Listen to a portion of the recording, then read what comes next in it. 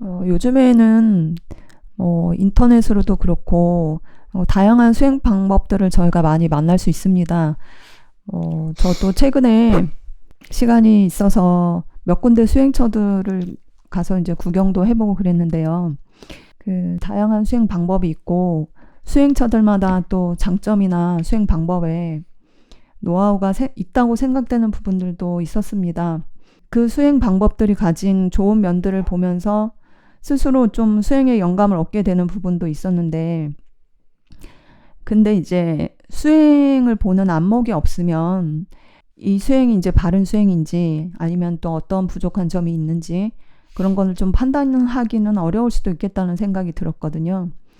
왜냐하면 수행이 어느 정도 진행되기 전까지는 그거를 좀 알기는 어려울 수도 있다는 생각이 들었거든요. 그래서 저희가 바른 수행인지 판단하는 안목을 갖추려면 어떻게 해야 되는지 여쭤보고 싶습니다.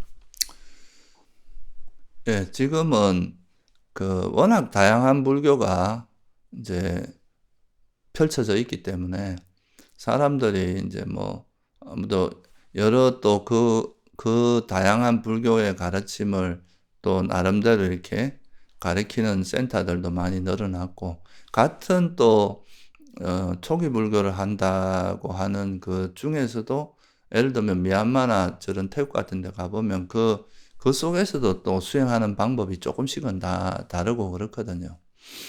근데 이제 또 그런 데 가보면 그 나름대로 그쪽 센터들이 가지고 있는 장점은 또 있지만, 그게 이제 전체적으로 보면 이게 어떤 부분이 좀 강점이 있고 어떤 부분에 좀 약점이 있는지, 또는 이것이 부처님이 말씀하신 이 법하고 일치하는지 아닌지, 이런 거를 일반적으로 이제 파악하기가 쉽진 않아요. 그래서 이제 그런 거에 대해서 우리가 기준점으로 삼을 수 있는 게 뭐냐 하면은, 뭐 여러 가지 이제 예를 들면 뭐 티베트 불교나 대승 불교나 뭐 상자부 불교나 이런 각각 불교마다 선불교 이런 데마다 각자 이제 주장하는 바가 약간씩은 방향성이 다르거든요. 그렇다면 이제 이런 데서 우리가 뭘 기준으로 이제 판단해야 되느냐. 그렇게 봤을 때 이제 우리가 그래도 이 모든 이제 부파들 좀 차이 나는 여러 가지 전통들에서 공통적으로 있는 게 이제 사성제고, 영기, 사성제 이런 가르침이 제일 근원적이기 때문에 그 사성제라는 가르침을 기반으로 해서 이게 이제 사성제 중에 어느 부분이 강조되고 있고 어느 부분은 좀 부족한지, 이런 걸 우리가 충분히 이제 검토할 수가 있죠. 그 기준점이 있으면. 부처님께서는 이제 사성제라고 하는 것은 그 모자라지도 않고 넘치지도 않는 가르침이다, 법문이다, 이렇게 말씀하셨거든요. 그러니까 이 네 가지 중에 한 가지라도 빠지면 진리로서 좀 부족한 게 생겨요. 그렇다고 또 이거보다 굳이 더 넘칠 필요도 없다. 이 네 가지 진리 속에 모든 이제 불교에서만 우리가 이제 괴로움을 소멸하는데 필요한 거는 충분하다. 그렇게 해서 이제 사성제를 설하신 거기 때문에 그 사성제라는 기준 속에서 이제 뭔가 판단을 한다면, 예를 들어서 어떤 가르침은 들어보면 막 그 탐진치를 버리고 뭐 이제 어떻게 하면 이 탐진치를 내려놓고 이런 거에 대한 이야기는 분명한데, 또 어떻게 해서 열반에 이르는지 이런 멸성제에 대한 이야기가 명확하지 않은 경우도 있을 수 있고, 또 어떤 경우는 이제 고성제에 대한 이야기가 좀 명확하지 않은 경우도 있고, 또 어떤 때는 공이나 이제 고성제 이런 이제 무상고 무와 공 이런 건 되게 강조하지만, 또 괴로움이 왜 일어나는지, 괴로움을 어떻게 하면 벗어날 수 있는지, 이런 집성제나 도성제에 대한 이야기가 또 명확하지 않은 경우가 있을 수 있죠. 또 수행 방법을 이야기하는데 거기에 바른 견해가 또 없으면 이게 내가 지금 올바른 수행을 하는지 안 하는지 이런 거에 대한 기준점을 또 보기가 좀 어려운 면도 있을 수 있겠죠. 그래서 우리가 이제 어떤 다양성 속에서 뭔가 이것이 부처님의 가르침과 부합하는지 아닌지, 이거를 좀 명확히 알려고 하면 그거를 판단하는 바로미터 같은 어떤 기준점이 있어야 되는데, 그 기준점에서 가장 근원적이고 누구도 부정할 수 없는 가르침이 바로 사성제다. 그래서 이 사성제에서 좀 벗어나는 거라면 뭔가 부처님의 가르침에서 조금씩 명확하지 않고 변질됐다 이렇게 볼 수도 있는 거고, 이 사성제의 가르침에 부합한다면 그것이 어떤 형태로 나타나든 간에 그거는 이제 올바른 수행의 방향이다 이렇게 이제 볼 수 있겠죠. 그래서 부처님께서도 보면은 이제 열반경에서 보면 부처님의 마지막 제자가 이제 부처님께 그 어떤 가르침에 사문이 있습니까? 이런 질문을 해요. 이제 사문이라고 하는 여기서 이제 깨달음을 이제 깨달은 사문을 이야기하는 거거든요. 그러니까 어떤 가르침, 어떤 방법으로 수행하는 이제 여러 가지 이제 전통들이 있지만 어떤 방법으로 수행해야 깨달음에 이를 수 있느냐 이런 이제 질문하고 같은 건데, 그때 부처님께서 이제 그 가르침 속에 만약에 팔정도가 있으면 그거는 이제 깨달음이 있을 수 있다. 근데 팔정도가 없으면 거긴 깨달음이 없다. 이렇게 이제 말씀하셨죠. 그러니까 우리가 뭐 어떤 수행 방법은 다양할 수 있겠지만 그 다양한 수행 방법 속에 바른 견해가 있고 또 바른 사유가 있고 바른 정진이 있고 바른 기억과 바른 삼매가 있고 그다음에 바른 말, 바른 행위, 바른 생계라고 하는 또 이게 있고 이 8가지 요소가 잘 구비되어 있으면 그건 바른 수행이라고 말씀하신 거니까, 이런 이제 사성제 팔정도라고 하는 이 기준점 속에서 그 수행을 이렇게 평가해 보면 뭐가 부족하고 뭐가 강조되고 있는지가 명확해지고, 그러면 이제 이것이 부처님이 말씀하신 수행과 잘 부합하는지 아니면 뭔가 조금 부족한 면이 있는지 이런 걸 파악할 수 있죠. 제가 만났던 이제 그 경우에 보면 선정 수행을 하고 있는 경우라도 선정 자체에 대해서 좀 확신을 가지지 못하는 사람들도 있었어요.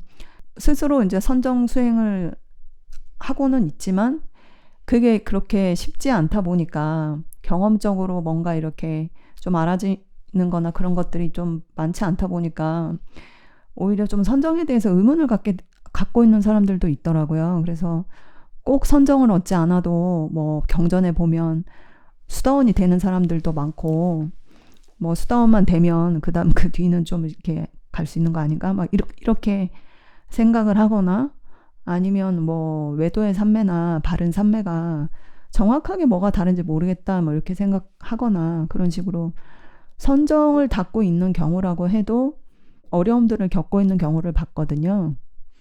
예, 그게 선정이라고 하는 게 어떻게 보면 불교의 가장 핵심적인 가르침 중에 하나인데, 이게 아무래도 이제 오랜 세월을 거쳐오면서 소위 말해서 이제 우리가 팔정도를 잘 주목해 보면 항상 바른이란 말이 붙어 있거든요. 그러니까 이제 견해도 바른 견해, 그리고 정진을 할 때도 바르게 정진해야 되고, 그러니까 이 바르다는 말의 의미가 이제 바른 견해를 갖춰야 바르다는 말로 이제 되는 건데, 그래서 이 삼매라는 것도 그냥 우리가 이제 일반적으로 삼매라고 하지만, 그러니까 불교에서 말하는 삼매는 항상 바른 삼매예요.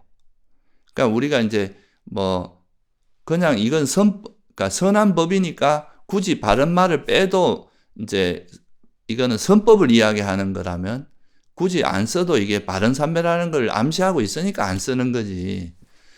칠각지에서도 그냥 삼매라고 표현하지만 그건 바른 삼매거든요. 왜냐하면 칠각지 전체가 깨달음의 구성 요소고 이거는 선법이잖아요.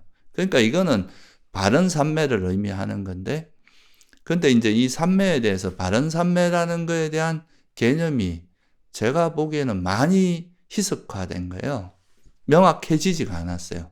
그래서 그러면 이제 우리가 삼매라는 것이 일반적으로 결과적으로 드러나는 삼매에 들었을 때 그 완전히 이래 몰입 상태, 이것만 강조되다 보니까 이제 그 사이에 이제 불교에서 말하는 어떤 장애를 지혜로서 바른 견해를 기반으로, 바른 견해가 결국 사성제에 대한 지혜거든요. 이 지혜를 기반으로 장애를 내려놓고 바른 삼매에 드는 이 프로세스는 잘 모르고 그냥 어떻게든 간에 이 집중된 몰입된 이 상태에 대한 경험만 남아 있다 보니까 사람들이 삼매라 그러면 그냥 다 이렇게 집중이라고 이제 그냥 몰입된 그 상태만 생각하는 거지. 이 들어가는 이 프로세스에 대해서는 잘 모르는 거예요. 그래서 이게 이제 내가 선정을 얻지 못하면 이걸 닦아봐야 별 의미가 없다 이렇게 생각할 수도 있는 거예요. 그게 어렵기 때문에. 근데 만약에 바른 견해를 기반으로 해서 이제 이 선정에 들어가는 이 프로세스를 한다면 선정을 닦는 과정 자체가 이게 어떻게 보면 수다원이나 깨달음으로 가는 길인 거예요, 이게. 그 과정에서 이제 수행이 점점 지혜가 성장하게 되고, 뭐 선정을 얻기 전에 뭐 또 어떻게 보면 깨달음이 일어날 수도 있고, 그렇게 될 수 있는 건데, 근데 이제 너무 결과에만 선정을 얻고 나야 뭔가 이루어지는 것처럼 생각하니까 이제 그 과정을 좀 어렵게 생각하는 거고, 그리고 경전에서 이제 선정을 닦지 않고도 수다원이 되는 사례가 아예 없진 않아요. 분명히 그런 사례도 좀 나옵니다. 그렇지만 거의 대부분은 선정을 기반으로 해서 수행한 거예요. 경전에 보면 부처님께서도 새끼사선을 통해서 깨달음을 얻으셨고, 대부분의 수행자들은 다 바른 삼매를 기반으로 해서 깨달음으로 이런 과정을 거쳤지, 뭐 선정을 아예 안 닦고 처음부터 순수 윗바사나 이런 말도 사실은 경전에 나오는 말이 아니라 주석서에 나오는 말이거든요. 청정도론이나 이런 이제 주석서에 나오는 말이에요. 그래서 우리가 바른 삼매도 보면은 그냥 그 색계 초선, 2선, 3선, 4선 이걸 바른 삼매라고 하거든요. 그러니까 이제 뭐 수다원이 선정을 닦지 않아도 수다원은 될 수 있다. 이 말이 틀린 말은 아니지만 그게 보편적인 그건 아니고, 또 우리가 선정을 닦는 과정도 그냥 단순히 이제 선정이라고 하는 걸 그냥 단순한 집중 상태로 보니까 이건 이제 집중을 얻고 나서 그때부터 이제 윗바사나를 지혜를 닦는다 이렇게 생각하면, 선정을 얻지 못하면 지혜를 얻지 못하니까 이거는 수행해봐야 별 의미가 없지 않나 이렇게 생각할 수 있는데, 그게 아니라는 거죠. 불교 수행이 결국은 그러니까 선정을 닦아가는 그 과정 자체가 지혜가 성장하는 과정이라는 거예요.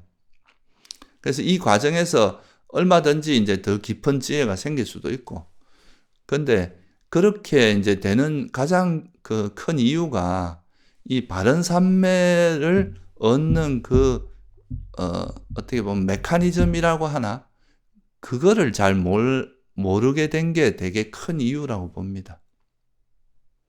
네, 감사합니다, 스님.